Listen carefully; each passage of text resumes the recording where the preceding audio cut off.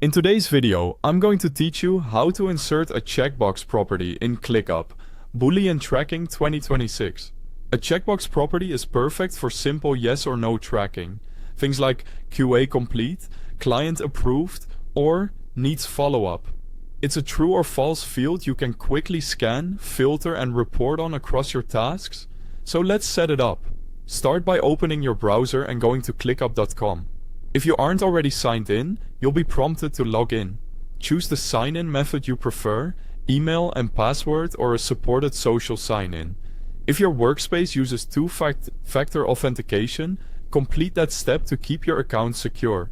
After logging in, you'll land on your ClickUp home or the last area you visited. From here, look to the left sidebar where your spaces, folders, and lists are organized. We're heading to the tasks you want to track. So navigate through your space and open the specific list that contains those tasks. The checkbox property will appear as a column in list view, which makes it easy to see and toggle across multiple tasks.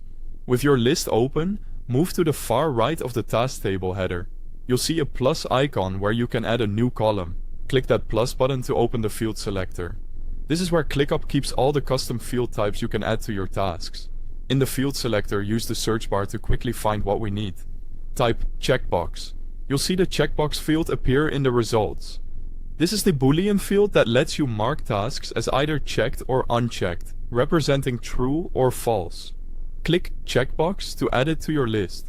Depending on your workspace settings, you may see a brief prompt to confirm details. Once added, the new column appears alongside your existing fields, and you can start checking boxes on any task that meets your criteria. Checked means yes or done, unchecked means no or not done. Simple, clear, and easy to act on. Here's how this helps in practice. Because it's a Boolean property, you can filter your view to show only checked or only unchecked tasks, making stand-ups and reviews much faster. You can sort by the checkbox to group completed items together, and you can include this property in dashboards, making high-level reporting straightforward. It also plays nicely with automations. Checked can trigger a handoff, an update, or a status change, keeping your workflows consistent without extra manual steps. That's it.